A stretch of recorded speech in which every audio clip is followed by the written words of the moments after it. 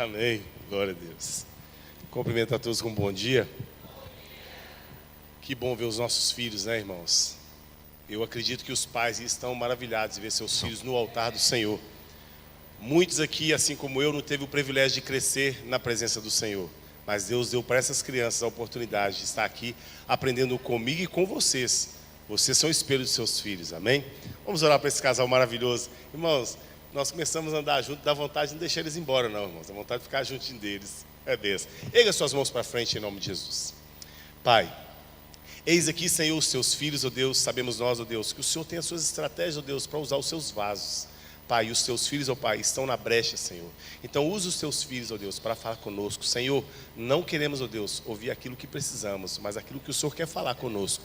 Em nome de Jesus, amém e amém. Eu sou a Vivi do Lúcio. Eu sou o Lúcio da Vivi. Prazer poder estar com vocês nessa manhã. É uma honra para mim. Eu gostaria de chamar a Bruna aqui, né?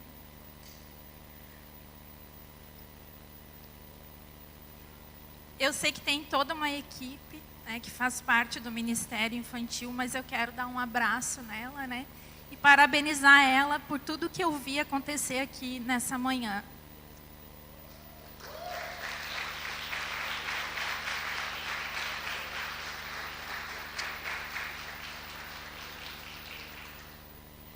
Glória a Deus. Queridos, eu sou o pastor Lúcio, pastor Viviane, nós somos do Rio Grande do Sul. E agora aqui não interessa muito a nossa história. Nós, rapidinho assim, para que vocês fiquem a par um pouco da nossa vida e da nossa caminhada ministerial. Nós estamos há 24 anos na estrada, no ministério, trabalhando principalmente com arte cristã. Nós temos um ministério de teatro cristão, e pregamos lá no Brasil e viemos para cá, para a Europa, com esse intuito também. Também cuidamos de igreja por um bom tempo e ministramos, agora por último, estávamos como líderes de casais na primeira igreja batista de Guaíba. Somos pais da Brenda, da Bianca e da Bruna, 3B, e temos 4 netos. Né? E eles são os tesouros, os presentes de Deus nas nossas vidas. O primeiro momento aqui, vocês vão ouvir a pastora Viviane, vai estar falando com vocês, e eu vou fazer um encerramento dessa palestra agora pela manhã. Então, deixo com ela, e novamente, né, eu como esposo, como marido, gostaria de abençoar a vida dela, para que o Senhor use sua boca e libere aquilo que Ele bem entender através desse vaso precioso. Amém? Pai, obrigado pela vida da pastora, obrigado, Senhor Deus, por aquilo que o Senhor tem dado a ela. Nessa manhã, Pai, fale aos corações dos pais, para que os pais transmitam aos filhos e às gerações posteriores, através da vida desses que aqui estão. Em nome de Jesus, amém e amém. Queridos, ao chegar aqui, né, eu me deparo com tudo isso, né? Com tanta coisa linda, tanta coisa maravilhosa, e fez eu voltar ao tempo da minha conversão. Eu comecei o meu chamado, nós começamos, eu fui na igreja a primeira vez e eu me converti. Eu fui, passei à frente, aceitei Jesus. E aí eu abri a minha casa para fazer cultos. E eu tinha uma peça na frente de casa, 5x5. E aí começaram a vir crianças. E eu não conhecia a Bíblia, era nova convertida.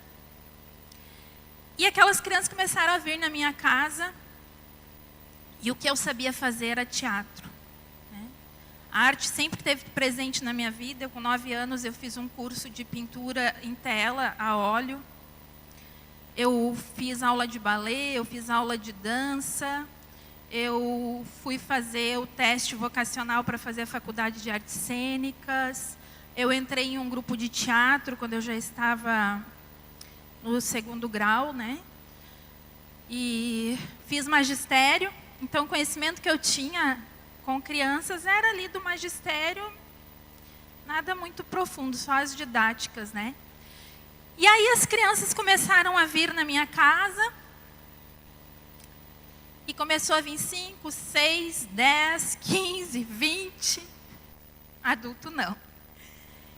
E elas me ensinavam, porque elas ouviram em algum lugar uma música. Desemboca o vaso, Jesus, enche de azeite, enche de azeite. E eles me ensinavam. E eu pegava as histórias bíblicas e ensinava eles a encenar as histórias. E na Igreja Batista, que é onde nós, no Brasil, congregamos, eu ganhei um cartãozinho. E aquele cartãozinho era de um missionário para fazer oração. E eu levei para as crianças. E eu morava na Coab. E aí eu fiz um cantinho missionário, com o nome do missionário, com objetos missionários, mapa, tudo lá bem bonitinho que eu tinha aprendido a fazer. E nós orando por ele. Era Darcy de Matos o nome do missionário. Aí veio as férias, eu dei férias para as crianças. Nisso eu conheci uma missão chamada APEC. Quantos aqui conhecem a APEC? Aliança Pro Evangelização das Crianças. Alguém já ouviu falar? É uma missão mundial. É a segunda maior missão depois da Jocum. É exclusivamente evangelismo para crianças. Então, eles têm a Kombi de Boas Novas, eles vão até os locais, eles montam tenda, eles montam brinquedos, eles evangelizam, eles capacitam professores. E conheci, através de uma irmã da Assembleia de Deus, que me levou para fazer um curso, porque como eu estava trabalhando com as crianças, eu conheci essa irmã, eu fui para a Assembleia de Deus fazer um curso na minha cidade. E ela me levou, então, para Porto Alegre para fazer o curso de capacitação da APEC. Para minha surpresa, aquele pastor que nós ganhamos o cartãozinho, Darcy de Matos, ele era o presidente no Rio Grande do Sul da APEC. Eu já estava orando por ele, sem o conhecer e sem saber quem ele era. Eu não cheguei a conhecê-lo, na verdade. Porque no dia que eu fui, na formatura do curso, eles fizeram uma menção honrosa e ele faleceu, tinha falecido. E aí agora eu tinha a missão de contar para as crianças que aquele missionário por quem a gente estava orando, nós não iríamos mais orar por ele, né? Mas as coisas que Deus faz. Aí eu levei o currículo de teatro do meu esposo, que já fazia teatro na época, para o pastor lá de Porto Alegre, que era responsável pela APEC, e ele disse para ele vir aqui falar comigo. E ali começou o nosso ministério com teatro.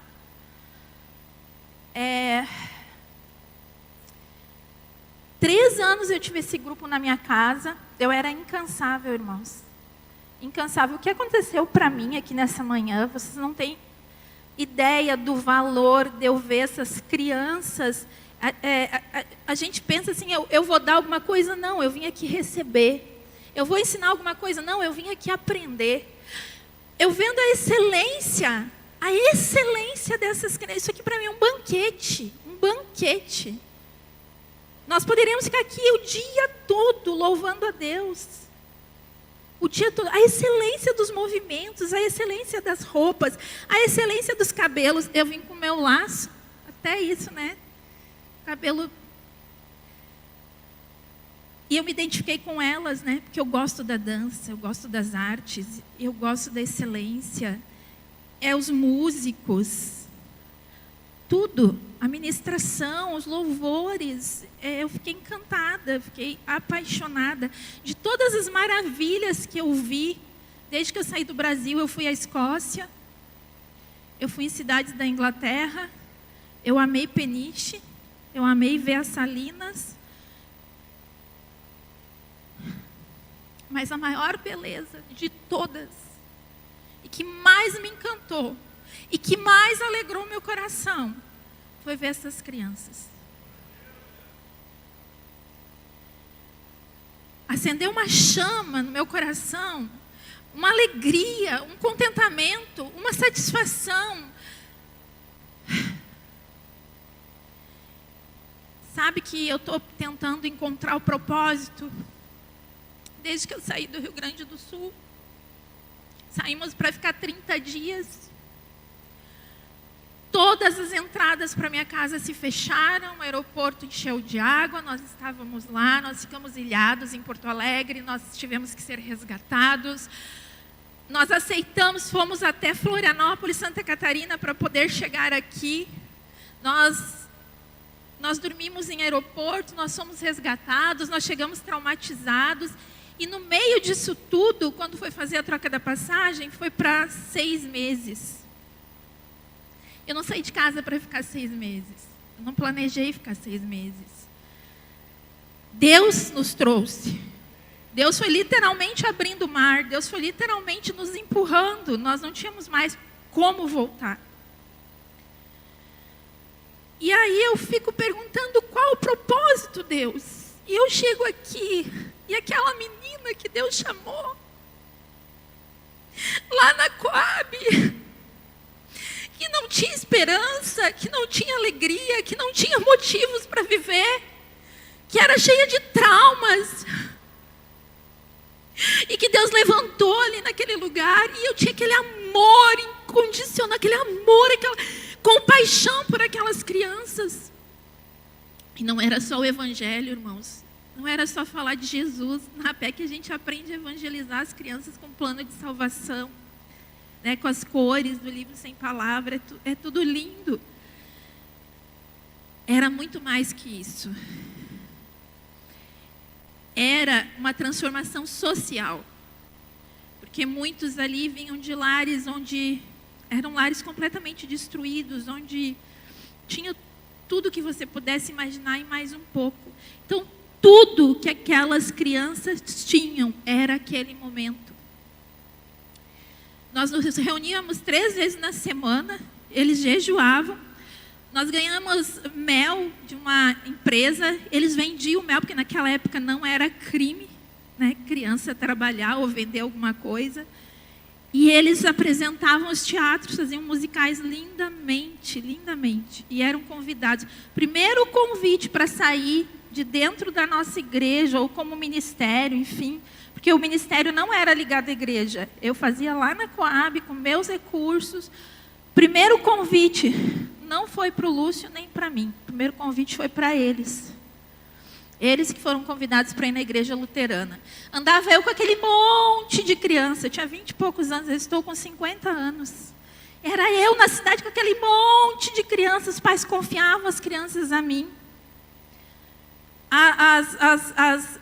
As empresas, empresa grande que tem na cidade, chamava quando tinha evento, prefeitura. E eu ganhei o que é hoje meu genro para Jesus nesse trabalho. Ele tinha 12 anos de idade. Ele era órfão. E é bom lembrar disso, que a palavra de Deus diz: quero trazer à memória aquilo que me dá esperança. E eu saí lá do Brasil para ver isso aqui tão lindo, tudo maravilhoso. E eu não vi isso lá, gente. Estou falando de coração para vocês. Nós temos igrejas grandes lá. Tem igrejas que fazem coisas maravilhosas, fantásticas. Mas com criança, com essa excelência, eu não vi. Eu não vi.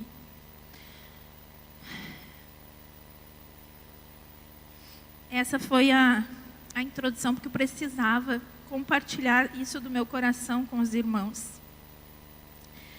Não esqueçais dos meus pequeninos, né? Depois a gente foi tomando outros rumos, outras formas. As pessoas começaram a conhecer o trabalho do Lúcio, os monólogos, enfim. Aí nós começamos a fazer outros tipos de teatro. Eu acabei parando com aquele trabalho. Eu tinha as minhas 3 filhas pequenas. E é sobre isso que eu quero falar agora. Nós vamos ler em Salmo 46, 1.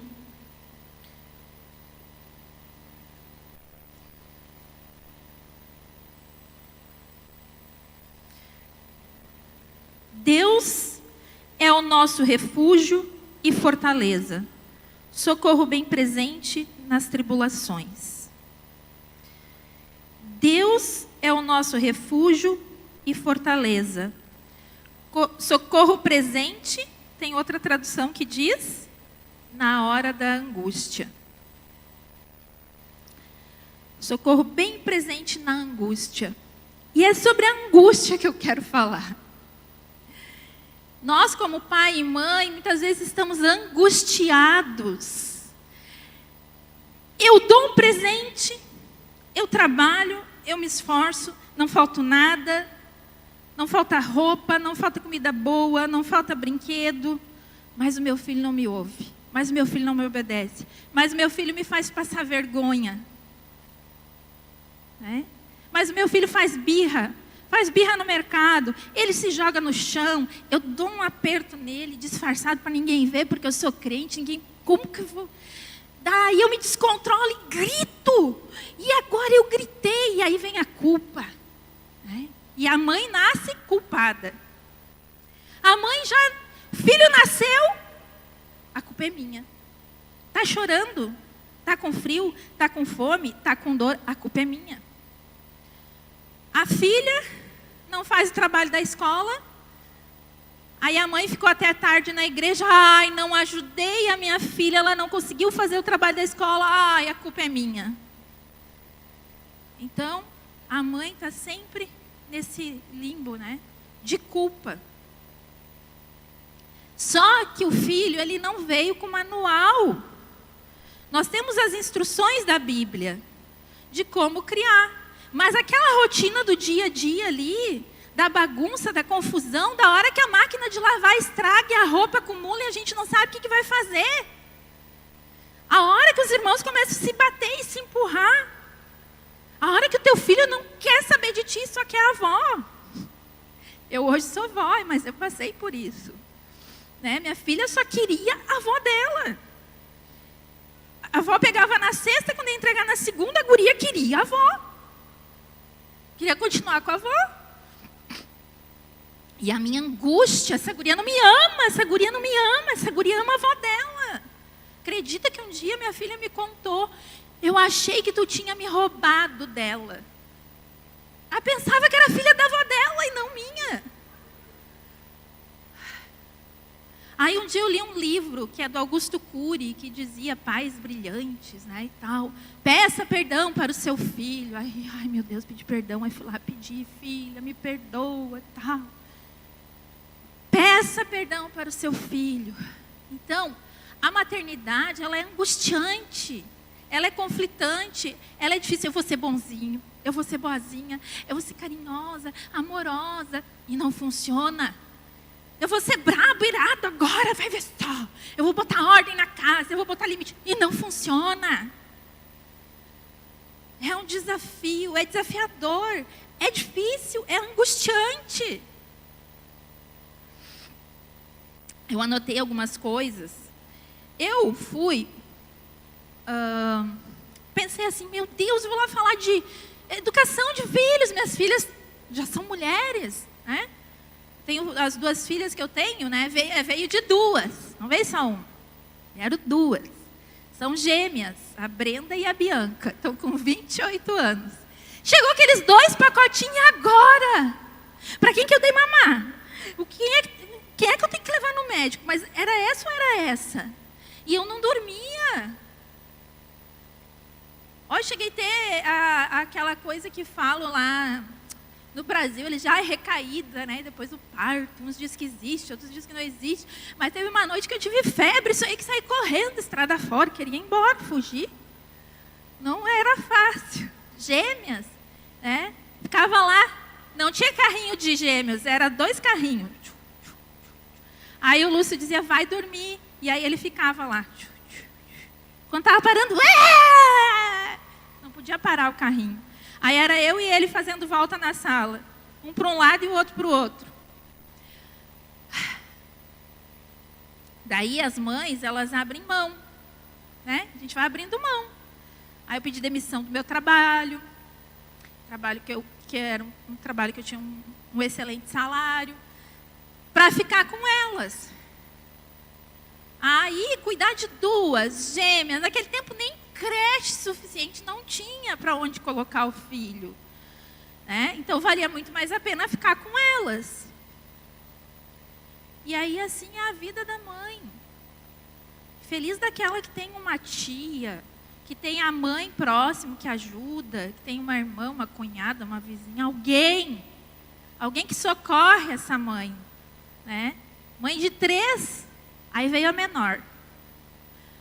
Aí as duas que vieram junto, aí meu sogro era vivo e me ajudou muito.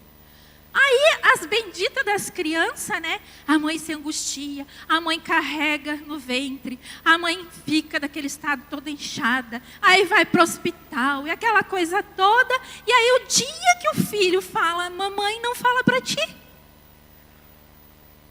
Fala para outro, qualquer outro, fala para o pai. As minhas falavam para o vô. O vô passava, mamama.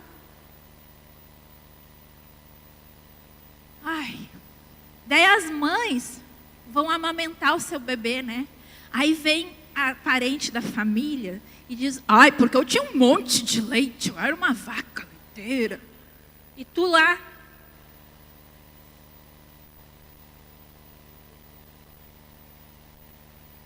Sem dormir, muitas vezes, né? Com a mesma camisola. Olha, graças a Deus hoje tem as máquinas de lavar, porque teve um tempo que nem isso tinha. Na época que a minha filha nasceu, era calça plástica. Vocês nem sabem o que é calça plástica. Calça plástica com os paninhos que a gente botava, que se chama fralda, mas era de pano. E tinha que lavar tudo. E mais antigo, anterior, ainda tinha que passar. Cada trapinho daqueles paninhos desse tamanho, da roupinha deles, tinha que passar. Aí a minha filha era gêmeas e era prematura. Saíram do hospital com 2 quilos, não existia roupa RN, aquelas coisinhas bonitinhas que tem agora.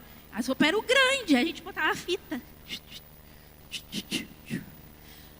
Olha, aí nós morávamos na roça. E aí às vezes faltava, quando começou a fralda descartável, faltava a fralda descartável. E aí, minha sogra na correria botava uma camiseta.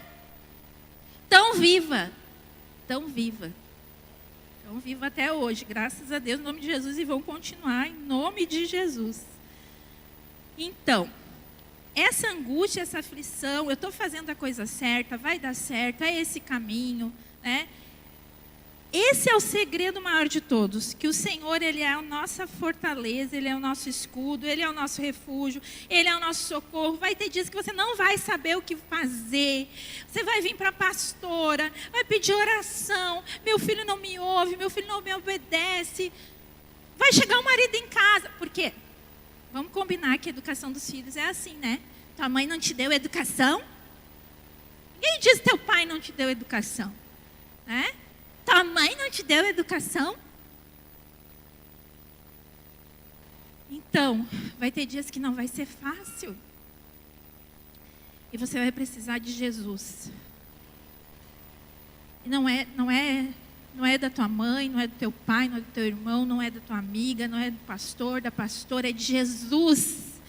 É Ele que vai ter que ser o teu refúgio e a tua fortaleza quando você estiver angustiado. E quando a gente vem para a maternidade, às vezes a gente vem já com as nossas mazelas, né? A gente vem com feridas e com traumas, né? E quanto antes esses traumas forem resolvidos, melhor, para que a gente não sangre em cima dos nossos filhos, né? Então, se você, porventura, talvez nem a pastora saiba para poder ministrar com você, que dentro de casa você é uma mulher rixosa, você é uma mulher irada, você é uma mulher revoltada. Não que você goste, não que você queira, mas que você não consegue controlar as suas emoções. E que você talvez ainda não passou por um processo de libertação nessa área, né? E eu venho aqui com toda humildade nesta manhã para te dizer que eu errei, eu falhei, né? Mas eu falhei tentando dar o meu melhor, né? Existe a mãe idealizada e a mãe possível, né? E eu fiz o meu melhor. Entre erros e acertos, né, houveram sobreviventes. Então, assim, se você tem traumas, tem feridas, se você não consegue se controlar, né, quando você vê, você já gritou, já falou o que não queria, né, e isso fere os filhos e fere você. Não fere só os filhos. Você se fere com isso. Porque se você está aqui nessa manhã, se você veio até aqui e você tem vindo na igreja, é porque você tem um desejo no seu coração de ter um lar em harmonia, de ter um lar em paz, de ter um lar restaurado, transformado, curado, um local de amor. Um local onde as pessoas têm o prazer de estar e que os seus filhos convivam em harmonia. E é sobre autoridade saudável que eu gostaria de falar, né? O que não devemos fazer? Não desautorize um ao outro na frente do filho. O que é desautorizar? A mãe disse não e o pai diz deixa. O pai disse não. E a mãe diz deixa. Ou o pai diz assim, ai, deixa a guria, não implica com a guria. Aí está sempre implicando. Não desautorize. Achou que ele está errado, engole, fica quieta. Achou que ela está errada, fica quieta. Vocês dois têm que se apoiar. Porque eles são espertos, eles são manipuladores. E eles vão tentar dividir vocês dois. Eles querem parceria. É uma triangulação. E o diálogo tem que ser entre você e o seu marido. Então vai para o quarto. Explode lá, fica com raiva lá, soca o travesseiro. Chama, depois fala antes de dormir, conversa, diz, olha aquilo lá. Mas não desautoriza, sabe por quê? Porque eles percebem e sabem quem é o ponto fraco. E eles vão se juntar lá e aí a mãe, ou o pai vai ficar escanteado. Nada do que falar, eles vão ouvir.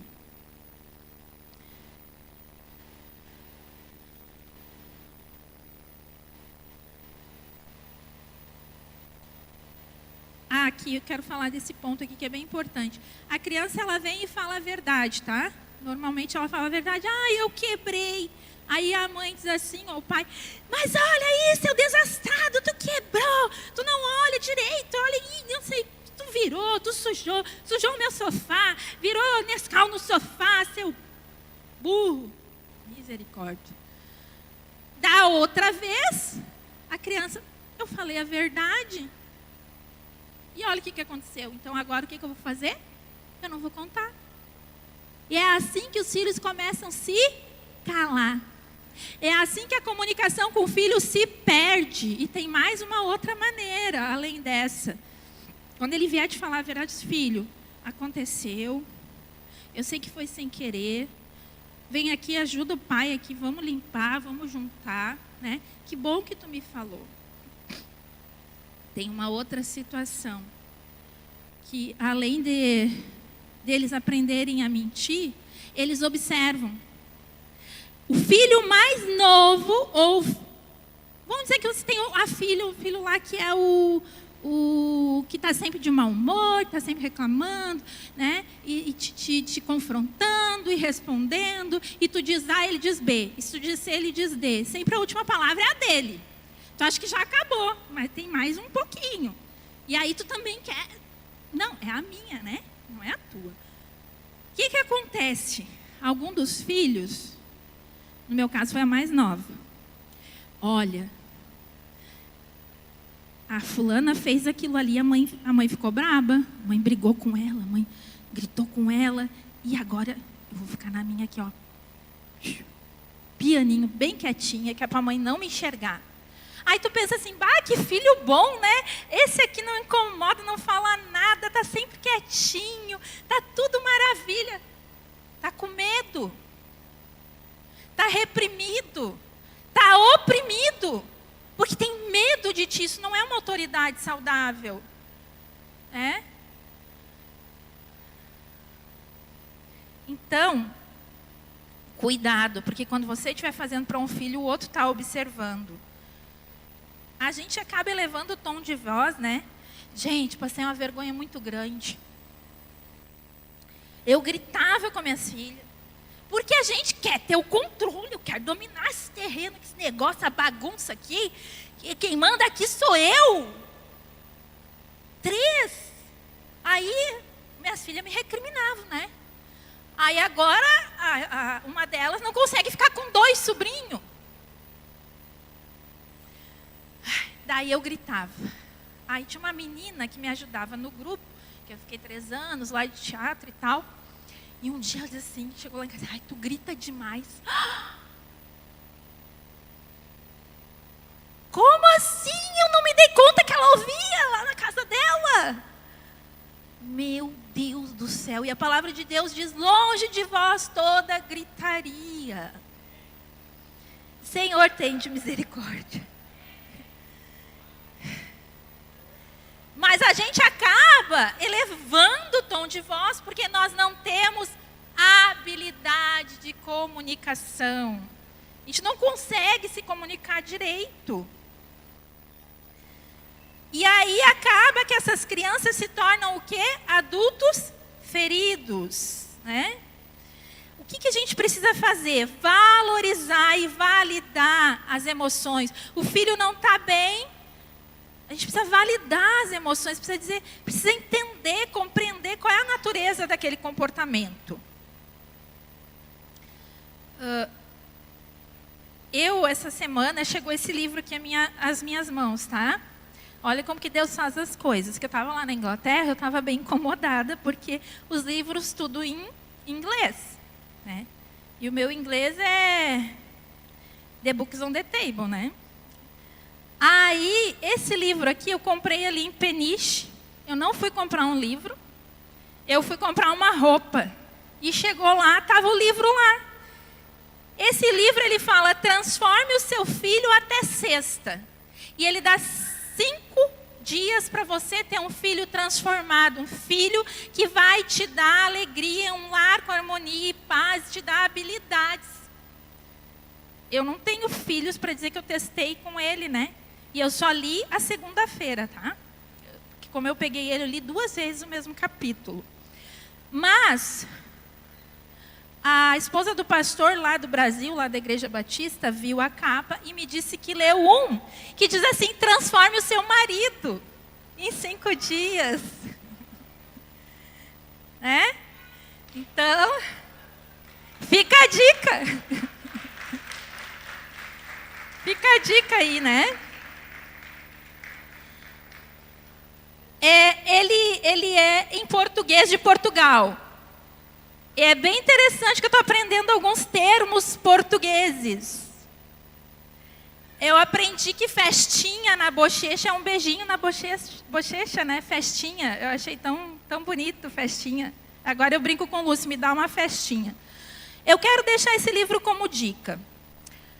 Tá? Eu li o capítulo 1 e a habilidade que ele ensina é a seguinte. Teu filho teimou, berrou, ele quer alguma coisa.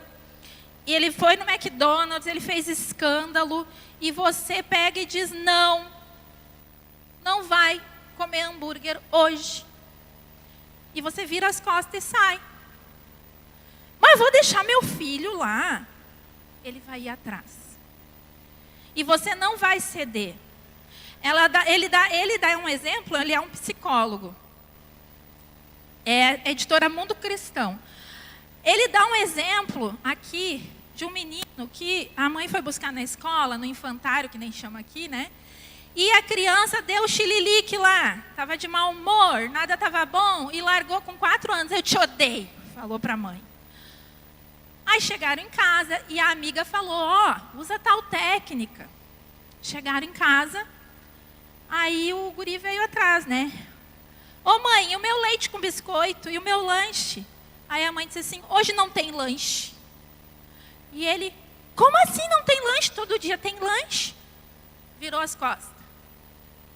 Saiu. E aí ele foi atrás. Eu quero meu lanche. Ela foi fazer alguma coisa. Olhou para ele e disse assim, você não se comportou bem. Ou seja, deu aquele tempo da respirada, né? Você não se comportou bem e hoje não vai haver lanche. Da próxima vez, ele vai o quê? Opa, peraí, minha mãe está falando sério. Porque o que nós vemos hoje? Crianças discutindo com os pais, batendo boca, dizendo... Eles falam assim, ó, tô com fome, faz a minha torrada, quero comer, vai fazer. Assim, né? Mas toda criança, toda atitude da criança, a natureza do comportamento dela é que ela quer atenção. Se ela fizer uma coisa boa, se ela te agradar, te faz uma cartinha, ela te ajuda a fazer uma atividade da casa, é porque ela quer a tua atenção. Se ela faz birra, pirraça, teima, briga, dá chilique, se joga no chão, ela quer o quê? Atenção. A natureza desse comportamento da criança, tanto o comportamento bom quanto o ruim, é pedido de atenção. Então você precisa dar mais tempo da sua vida para a sua criança. Tirar a tela. Todo mundo está cansado de saber que tela demais está adoecendo. Traz adoecimento. Existem estudos científicos, médicos falando. Tem que tirar a tela. Tirei a tela. E agora o filho faz o quê? Tem que dar possibilidades. Tem que oferecer. Então, precisa também os pais ter esse olhar. O que eu posso fazer? Eu vou tirar a tela, mas o que eu vou oferecer para o meu filho? Né? Eu, hoje com meus netos, né? Eu fiz uma vez um negócio com papelão, assim, ficava em pé, era uma cabeça de papelão. E ali eu desenhei boca, olho, e eles pintavam, faziam maquiagem. Pintava boca, olho. Tem uns que é com cabelo de lã, daí a criança pode cortar o cabelo. É tudo material simples, material barato. Né? Fazer a massinha de modelar. Mas dá sujeira, vamos fazer um bolo. Né? Eu vou substituir, eu vou tirar a tela, mas eu vou oferecer algo para o meu filho. Não é tirar a tela e ele faz o quê? Nada. Né? Agora eu descobri, meu genro comprou para minha neta o Café com Deus Kids. Eu achei muito legal, porque eu não conhecia. Achei que tinha só o de adulto, né? Mas tem o Café com Deus Kids. Então, assim, você pai, você mãe, você precisa de informação, você precisa de formação. Feliz daquele, né? Antigamente tinha os cursos para noivos. Devia ter curso para pais. Porque ninguém nos ensina como ser um pai e uma mãe, né? Eu conheço uma pessoa que estudou antes de ser mãe. Eu conheço, tem uma amiga que estudou antes de ser mãe, foi estudar, foi saber, foi se informar. Então, essa é a dica que esse livro aqui dá, que eu queria deixar para vocês. Eu acho que o meu tempo já está terminando, que eu vou dividir com o Lúcio, mas eu quero te mostrar algo que eu fiz aqui, que é um modelo de educação. Isso eu aprendi na faculdade. E nunca mais esqueci. Esse modelo de educação, aqui tem as flechinhas. Muito amor e pouco limite. Não dá certo. Muito amor. Ai, meu filho lindo, fofinho, querido da mamãe. Ai, mamãe te trouxe presentinho. Olha que a mamãe compra para ti. Ai, mãe, eu quero isso. Vai lá e compra, vai lá e busca, vai lá e faz o lanchinho preferido. Vai lá e lava a blusa da filha de 14 anos. Ela não vai ter blusa para vestir amanhã, né? Que ela tem que ir para a escola. Ai, tadinha da minha filha. E zero limite. Depois tem o outro modelo de educação. Menos amor e mais limite. Menos amor. Faz isso, fulano. Já te falei, sou teu pai, sou tua mãe, eu que mando aqui. O que está pensando? Levanta essa cama, vagabundo. Vai lavar essa tua roupa, relaxada. Então é limite, limite não pode, não faz. Desliga isso daí. Eu que sei, eu que mando, eu que pago as contas aqui. É muito limite e nada de amor. E aí, tem um modelo de educação que se chama autorizante, que é muito amor e muito limite. São as duas flechinhas para cima. Muito amor e muito limite. Tá? Então é assim. Você tem que amar, mas tem que colocar limites. Porque o nosso Deus, Ele é assim. Nosso Deus, Ele nos ama. Ele nos ama, Ele nos abençoa, Ele é um Pai de amor, Ele cuida de nós, Ele provê, Ele faz milagres, Ele faz maravilhas. Ele é um Pai amoroso, cuidadoso, zeloso, mas temos limites. Temos cercas, tem uma placa que está escrito, não pise na grama. Se você for por esse caminho, vai dar problema. Então, a psicologia, a medicina, a ciência, eles pesquisam, eles estudam, mas toda a resposta está na palavra de Deus. É o modelo de Deus. Muito amor, ama o teu filho, abraça, beija, seja amigo, seja companheiro, seja parceiro, seja pai, não somente amigo. Porque essa coisa, ai, meu amigo. Não, você tem que assumir o seu papel de autoridade de pai e mãe.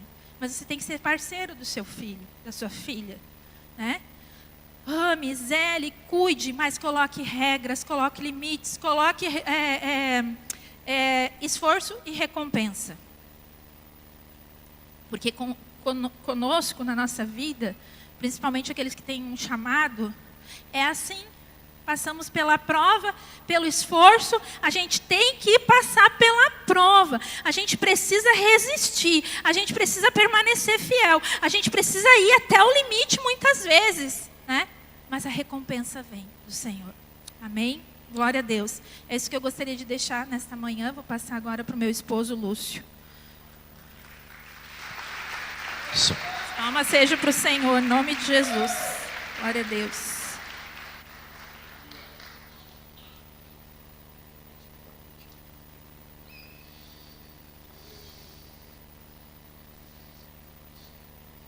As mulheres são assim, né? Me deixaram 10 minutos.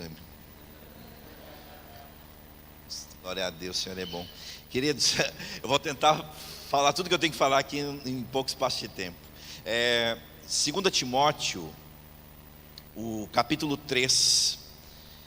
2 Timóteo, capítulo 3, o versículo 14 em diante, ele diz o seguinte: Tu, porém, permanece naquilo que aprendeste e de que foste inteirado, sabendo de quem o aprendeste, e que desde a infância sabes as sagradas letras, que podem tornar-se sábio para a salvação pela fé em Cristo Jesus.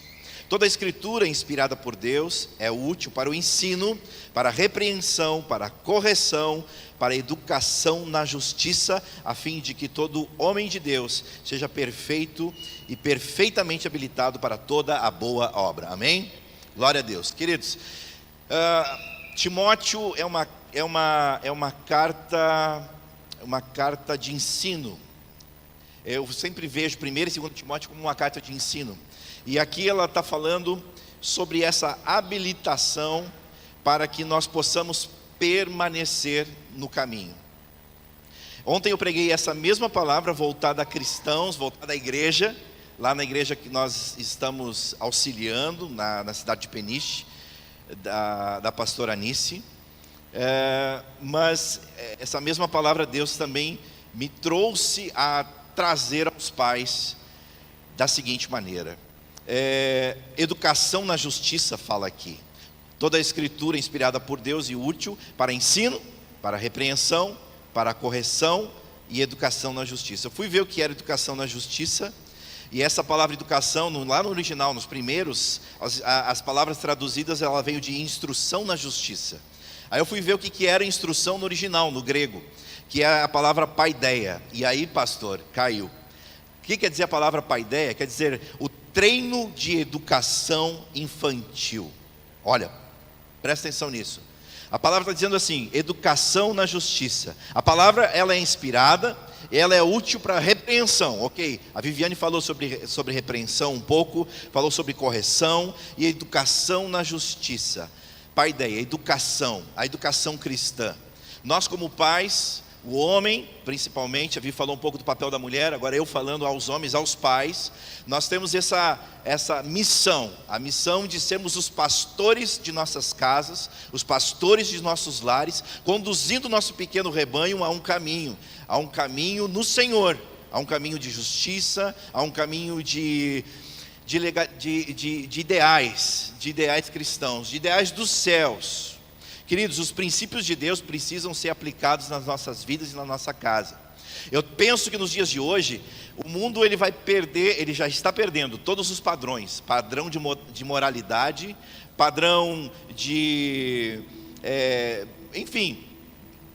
padrões de relacionamentos, todas as coisas estão sendo distorcidas nos dias de hoje. E o único lugar, eu creio nisso, pastores, eu creio nisso, o único lugar que vai permanecer, que vai prevalecer daqui a 10, 15, 20 anos, quando o mundo se tornar mais caótico, o único lugar que vai permanecer e prevalecer esses princípios, esses valores, é a igreja do Senhor. Aqui é esse lugar. Aqui é esse lugar onde nós ensinamos os filhos no caminho onde ele deve andar, e tem uma promessa nessa palavra aí, mesmo quando ele for de avançada idade, velho, idoso, ele não se desviará desse caminho. Aí eu disse, não, mas como muita gente ainda se pergunta e se questiona isso, pastor, mas como é que fulano foi criado na igreja e se desviou? Como é que eu ensinei? Eu dei o meu melhor, enfim, queridos, o sol nasce para todos, diz a palavra, diz que a chuva ela cai para o ímpio e para o justo.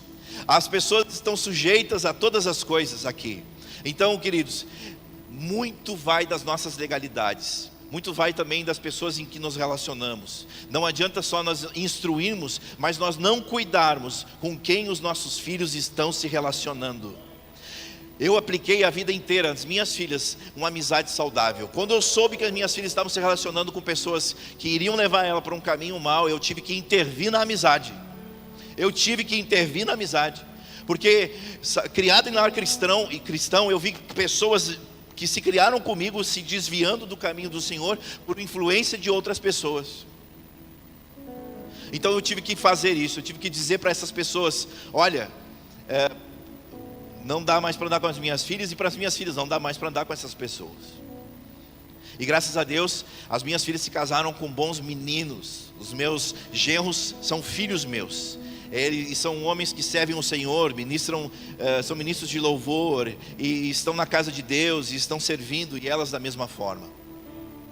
Então essa palavra de educação na justiça é instruir na justiça do céu, é instruir na justiça do reino de Deus. O reino de Deus que é amor, que é virtude. O reino de Deus que são todas as coisas, que são valores que estão se perdendo. E o mundo ele não tem sentido falta disso.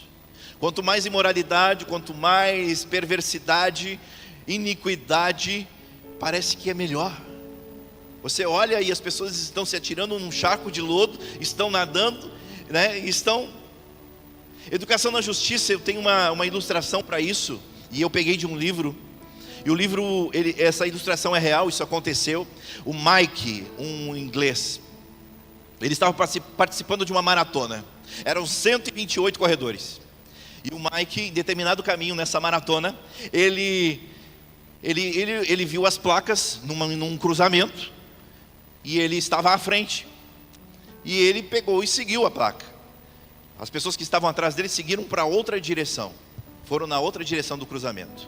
Eu não sei porquê e por que cargas d'água, a maioria das pessoas, 124 pessoas, foram atrás daquela outra pessoa que pegou o caminho errado. E o Mike, outros olharam, pararam no meio do caminho, pararam na cruzilhada, olharam o Mike indo para aquela direção, e eu vou com ele, eu vou seguir esse homem. Ele parecia tão certo indo naquela direção. E 4 pessoas seguiram o Mike. O fato é que no final da corrida o Mike cruzou a linha de chegada, e os outros, segundo lugar, terceiro, quarto e quinto lugar. E perguntaram, cadê os outros? O Mike disse, eu não sei. Então alguém tem que ir atrás deles, esses homens se perderam no mato, e foi o que aconteceu. Eles se perderam, alguém teve que ir atrás e resgatar mais de 100 e tantas pessoas que estavam não sei aonde. E isso é a vida de educação cristã. Só que diz na história que eu li, que quando o Mike pegou o caminho certo e os que estavam indo no caminho errado, olharam para o Mike e disseram: olha só, está indo numa outra direção. Ei, você é louco, você vai se perder por aí, não sei o que. Quem estava se perdendo eram aqueles homens. Assim é na vida.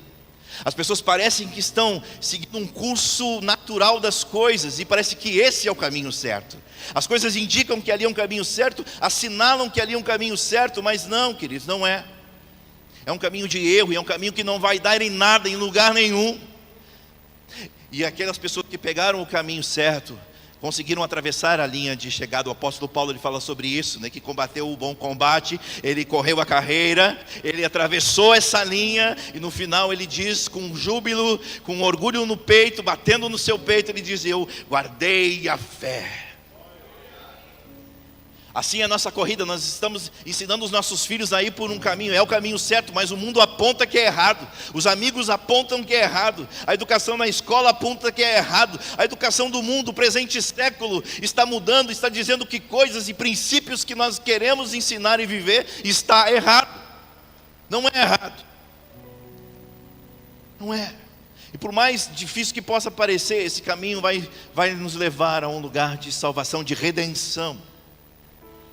Então a educação cristã é isso, é ensinarmos os filhos a uma direção, é darmos uma direção. Um outro texto fala que os filhos, homem, presta atenção nisso aí, eles são flechas na aljava do valente.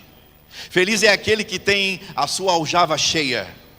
Que quer dizer o que? O valente é aquele que é o provedor, homem, aquele que antigamente era aquilo, nós tínhamos que caçar, pastor, tínhamos que trazer o alimento. Agora não, agora nós trabalhamos e trabalhamos muito. Eu sei, queridos, que você, principalmente aqui nesse país, você tem trabalhado muito. Eu sei, porque você quer garantir. Eu sei, se você veio, se você está na Europa, se você está em Portugal, é porque você quer garantir algo muito, muito lindo para a vida dos seus filhos. Porque eu sei que é tão difícil estar fora, é tão difícil estar longe de parentes, é tão difícil estar longe do pai, da mãe, dos avós. A pastora semana passada chorou e chorou muito de saudade. O homem já é mais assim, né? Chora por dentro. Isso é muito valente, queridos. E essas flechas, a seguinte, antes eu ouvi uma pregação e eu disse: não, mas tem coisa errada nisso aí. O pregador, ele dizia o seguinte, que a flecha é o filho, na mão do valente, pá. Então eu, como pai, eu tenho obrigação de acertar o alvo. Opa, não é assim. Algumas coisas podem ser, e Deus me falou isso depois, algumas coisas podem ser intempéries no meio desse processo de projeção. Eu quero que meu filho seja projetado, eu quero que ele acerte o alvo, eu quero que meu filho seja alguém na vida, eu quero que ele seja vitorioso, que ele seja próspero, seja um homem ou uma mulher de Deus, eu quero que ele estude, que ele se forme, que ele exerça uma profissão e que ele seja bem sucedido em tudo que fizer. Mas algumas coisas podem acontecer. Algumas coisas podem acontecer, e aí eu vou advertir você a isso. Aqui, a tremedeira na mão faz com que essa flecha seja lançada de forma errada. E ela pode ir para a esquerda ou para a direita. Você pode até acertar o alvo, mas não acerta no centro, acerta em cima, embaixo. Os ventos da vida também. Aí às vezes tem momentos que a gente está lançando, projetando, vem um vento, pum, jogou para outro lado essa flecha. Isso quer dizer o quê? As adversidades da vida, as coisas que nós passamos, para nós projetar os nossos filhos para uma outra direção. Por mais que eu tenha essa vontade, por mais que eu tenha esse êxito de querer com que eles acertem o alvo, algumas coisas podem acontecer, mas os filhos nunca vão deixar de ser flechas nas suas mãos. Agora eu tenho uma coisa para te dizer, que isso para mim é uma coisa tremenda. Eu aprendi lendo um outro livro que diz o seguinte, que antigamente as flechas eram muito custosas para ser feitas, pastores. Presta atenção, as flechas eram custosas, elas tinham que ser esculpidas, afiadas, as penugens na ponta delas tinham que ser extremamente afinadas, para que o voo dela fosse perfeito a atingir a caça, a atingir o animal. Então quando uma flecha ia e errava o alvo, esse guerreiro, esse valente, ele não virava as costas e simplesmente ia para a próxima oportunidade de caça. Não, ele ia lá, resgatava a flecha, limpava, afinilava de novo as penugens e colocava na aljava de novo. Não desista dos seus filhos. Não desista dos seus filhos. Não desista dos seus filhos. Erramos a primeira, erramos a segunda. Sim, é responsabilidade nossa. Mas em algum momento de nossas vidas, nós vamos acertar. Nós vamos acertar. E eu louvo a Deus pela minha casa, porque minhas filhas estão no alvo, no centro da vontade de Deus. Louvo a Deus por isso. Louvo a Deus por isso. Queridos, e eu quero encerrar. Infelizmente o tempo é curto. A gente tem vontade de falar bastante, né? Eu tenho que acabar logo, porque o pastor me prometeu de pagar um peixe para mim. Glória a Deus, queridos. O tempo é curto, mas eu gostaria de falar muito. Tipo assim, Vivi, se a gente tivesse 3 dias para falar, seria uma bênção, né? Mas olha só, tem tanta coisa. Mas eu quero encerrar nisso aqui. Em Mateus 3,17, aquele texto que diz assim: você, Jesus, ele está sendo batizado por João Batista. Sai das águas, vem uma pomba, pousa sobre ele. Ouve-se o céu falando: este é meu filho amado, em quem eu me alegro. E essa palavra filho, tem 2 traduções na Bíblia relacionadas a filho. A mesma palavra filho, ela é colocada de formas diferentes. No original, lá no grego, esta palavra filho quer dizer filho huios. O que quer dizer filho huios? Este é meu filho maduro, este é meu filho homem, este é meu filho sapiente, este é meu filho sabedor, este é meu filho cheio de autoridade, em quem eu me alegro. Em outros textos fala, em 1 João, por exemplo: filhinhos, não erreis, não pequeis. Esse é o filho técnon, ou seja, é o filho infantil, é o filho criança. E outros textos vão falar sobre filhos adultos e infantis. Romanos 8,14. E Deus deu-lhes o poder de serem, João 1,12, perdão. E Deus deu-lhes o poder de serem feitos filhos de Deus. Aí é o filhos técnon, ou seja, me deu o poder de ser filho de Deus, agora sou filho maduro. Não. Sou filho de Deus, sou filho técnico. Quer dizer o quê? Você é o filho criança, você é o filho infantil. Você foi aceito, deu o poder de ser filho. Então, antes éramos criaturas, agora eu fui chamado para ser filho. Só que esse filho agora é o filho criança. Ele vai ter que aprender, ele vai ter que passar pelo processo da paideia, da educação na justiça, que fala em 2 Timóteo 3,16. Educação na justiça. Nós vamos crescer em sabedoria e graça diante de Deus e dos homens. A Vivi falou aqui desse tempo de qualidade. Pais, pastores de suas casas, de seus lares. Tempo de mesa com seus filhos. Muita mesa. Mesa é lugar de correção, mesa é lugar de dar as mãos, mesa é lugar de olho no olho, mesa é lugar de advertir, mesa é lugar de elogiar. Mesa é esse lugar aonde Deus nos proporcionou para que nós tivéssemos tempo com os filhos. Se você não tem outro tempo na sua vida, proporcione um momento de mesa. Vamos comer alguma coisa, mas nesse tempo pergunte: qual é o filho, como foi o teu dia, como foi a tua semana? Queira saber dele. Ali advirta, ali corrija, ali elogie. Mesa, lugar de comunhão. Foi na mesa que, depois de ressuscitado, Jesus, no caminho de Emaús, foi na casa de 2 discípulos. Eles não conheciam, não sabiam quem era aquele homem. Ele estava sentado à mesa, e aí diz que no partir do pão, os olhos daqueles homens foram abertos e se revelou que era Jesus, e eles creram que era o Cristo. Você está entendendo isso? Pai, mãe, esse tempo que você tem, que se chama hoje, é só esse. É só esse. Os pais, só para encerrar, nós precisamos hoje, a igreja precisa hoje, que pais deixem de ser filhos técnon e passam a ser filhos huios. Homens maduros, mulheres maduras, que instruem em sabedoria e graça, e fazem seu filho crescer diante de Deus e dos homens, nessa sabedoria e nessa graça. Nessa sabedoria e nessa graça. Teu tempo é precioso com eles. Eu sei que você tem muito tempo que você se dedica ao trabalho e a outras coisas, mas o teu tempo com os teus filhos é muito mais precioso do que qualquer outro tempo que você possa ter na vida. Na vida. Amém? Eu quero orar por você. Fique em pé, por favor.